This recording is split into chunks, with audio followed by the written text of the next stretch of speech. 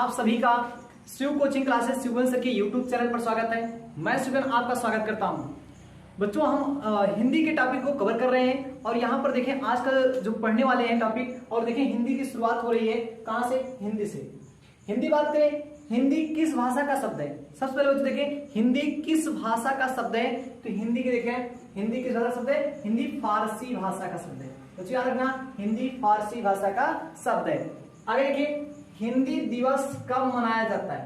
बच्चों हिंदी दिवस कब मनाया जाता है? तो याद रखना, हिंदी दिवस जो मनाया जाता है वो मनाया जाता है 14 सितंबर को।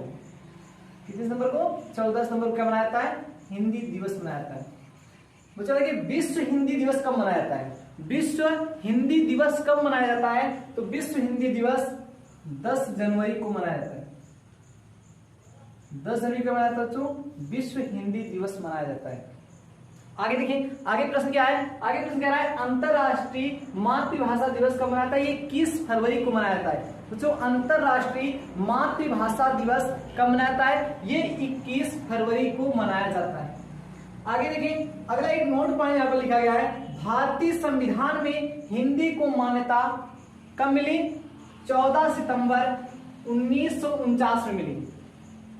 भारतीय संविधान में हिंदी को मान्यता कब मिली थी? ये मिली 14 सितंबर 1949 को मिली। इसी के कारण, यही कारण था कि 14 सितंबर को क्या मनाया जाता है? 14 सितंबर को हिंदी दिवस मनाया जाता है। ये कारण यही था कि संविधान में 14 सितंबर 1949 में इसको क्या हुई थी? मान्यता मिली थी। और इसी के कारण हिंदी दिवस मनाया गया कब? 14 सितंबर को। आगे देखिए, हिंदी के उद्भव का सही क्रम क्या है? हिंदी के उद्भव का सही क्रम याद रखना क्या है? संस्कृत, पाली, प्राकृत, अपभ्रंश, अवहट, हिंदी। यहाँ पर देखिए, संस्कृत, पाली, प्राकृत, अपभ्रंश, अवहट, हिंदी। ये क्या है? हिंदी के उद्भव या हिंदी के विकास का सही क्रम। आगे चले, आगे देखिए, व्याकरण की बात करें तो व्याकरण, सबसे पहले ध्यान दें, व्याकरण जो शब्द है, व्याकरण लिखा गया है, इसमें संधि कौन सी है? तो बच्चों देखिए, व्याकरण जो शब्द है इसमें संधि कौन सी है? इसमें है यण संधि। जैसे वि धन आकरण, अर्थात वि धन आ धक करण भी लिखा जा सकता है। तो देखिए यहाँ पर लिखा क्या गया? इसको व्याकरण को तोड़ा गया, तोड़ा ये गया वि धन आ धन करण। तो ये क्या है? उपसर्ग है, और ये करण क्या हो गया? मूल शब्द हो गया। चलिए बच्चों देखिए, व्याकरण की बात करें, व्याकरण की परिभाषा की ओर चले तो व्याकरण की परिभाषा क्या होती है? व्याकरण वह शास्त्र है जिससे हमें क्या होता है? जिससे हमें क्या होता है? शुद्ध लिखना, पढ़ना, बोलना आदि आता है, या हमें इसी से समझ में आता है। व्याकरण वह शास्त्र है जिसके माध्यम से हमें क्या होता है? शुद्ध पढ़ना, लिखना, बोलना आदि क्या आता है? समझ में आता है। देखिए यहाँ पर चले आगे, व्याकरण हो गया बच्चों, व्याकरण सब समझ में आ गया होगा। आगे चले, व्याकरण के अंग की बात करें तो व्याकरण के कितने अंग हैं? तो व्याकरण की बात करें यहाँ पर कितने हैं बच्चों? व्याकरण के 3 अंग हैं। कौन कौन है? वर्ण है, चाहे वर्ण कहा जाए चाहे ध्वनि कहा जाए। आगे दूसरा क्या है? शब्द है, और तीसरा क्या है? वाक्य है। तो बच्चों एक एक हम करके इसको समझ लेते हैं। वर्ण क्या है? वर्ण की डिफिनेशन यहाँ पर लिखी गई है। वर्ण भाषा की सबसे लघुत्तम इकाई है जिसके टुकड़े नहीं हो सकते। वर्ण भाषा की सबसे लघुत्तम इकाई है जिसके टुकड़े नहीं किए जा सकते। जिस प्रकार से देखा जाए, अगर ये लिखा है, रा को लिखा जाए तो लिखते हैं रा धन आ। तो ये देखिए, ये क्या है? वर्ण के रूप में, जैसे हमने पढ़ा होगा वर्ण विच्छेद, तो वर्ण के रूप में टूट जाते हैं। इनके और प्रकार से तोड़ा जाए इनको रा को तो नहीं टूटेगा ये। तो इसलिए क्या ये वर्ण है बच्चों? वर्ण तो समझ में आ गया होगा। देखिए यहाँ पर थोड़ा वर्ण, यहाँ पर देखिए वर्ण और ध्वनि, इसमें क्या डिफरेंस है? यहाँ पर देख लें, वर्ण जो होता है, वर्ण भाषा की कौन सी इकाई? लिखित इकाई होती है। वर्ण कैसे होती है? भाषा की लिखित इकाई होती है। जैसे हम कहते हैं, हम बोलते हैं रा, बोल दिए, और यहां पर क्या हो रहा है? सिर्फ हमारे मुख से ध्वनि निकल रही है। तो यहां पर जो ध्वनि निकलेगी वो ध्वनि होती है। अगर उसी को हम लिख देते हैं, अगर हम लिख दिए तो हो गया वर्ण। क्या होगा बच्चों? वर्ड। अर्थात ये मौखिक इकाई होती है। ये कौन सी इकाई होगी? ये मौखिक इकाई होगी। बच्चों ये दोनों में डिफरेंस आपको समझ में आया होगा। वर्ड क्या होती है? भाषा की बात करें लिखित इकाई होती है, और जो कि ध्वनि की बात करें ये भाषा की कौन सी? ये कौन सी? मौखिक इकाई होती है। आगे चलिए शब्द की बात करें। शब्द की डिफिनेशन को लिख दिया जाए।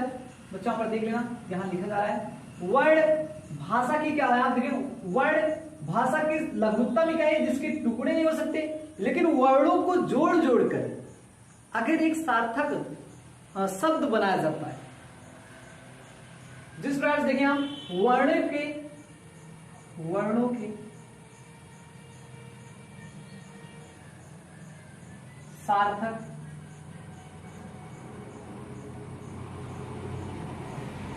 वर्णों के सार्थक मेल को क्या कहते हैं? शब्द कहा जाता है। वर्णों के सार्थक मेल को क्या कहा जाता है?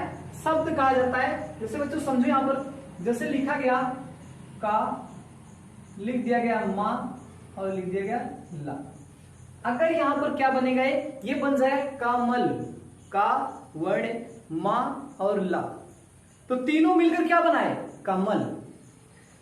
सार्थक शब्द इसलिए लिखा गया क्योंकि अगर इसी में देखें वर्ड का प्रयोग करें रा रा रा रा, अगर बात करें इस तरफ से आप देखिए तो इसका सार्थक अर्थ नहीं निकल रहा।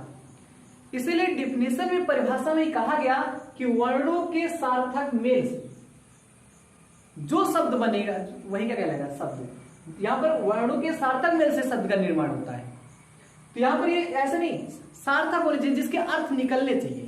तो यहां पर देखिए का मां और ला, ये क्या बन गया? कमल। इसलिए क्या है? वर्णों के सार्थक मेल से क्या होता है? शब्द का निर्माण होता है। बच्चों याद रखना। चलिए वाक्य, वाक्य में क्या होगा? शब्दों के मेल से किसका निर्माण होता है? शब्दों के मेल से क्या होगा? वाक्य का निर्माण। शब्दों के मेल से किसका निर्माण होता है? वाक्य का निर्माण होता है। बच्चों यहां पर ये समझ में आ गया होगा।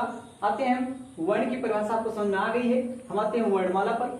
वर्णमाला पर देखें तो वर्णमाला क्या होती है? तो वर्णों के सुव्यवस्थित क्रम को वर्णमाला कहा जाता है। वर्णों के सुव्यवस्थित क्रम को क्या कहा जाता है? वर्णमाला कहा जाता है। जैसे सुव्यवस्थित क्रम होना चाहिए। जैसे वर्णमाला में लिखा गया है का, खा, गा, घा, अंग्या, अर्थात बात करें इसी को हम पहले से अंग्या, घा, गा, खा, का लिखें तो ये कौन सा क्रम होगा? उल्टा क्रम होगा। ये एक प्रकार से व्यवस्थित क्रम नहीं है। अर्थात उसी को हम का, खा, गा इस क्रम में अगर लिखते हैं सीधे क्रम में तो ये सुव्यवस्थित क्रम हुआ।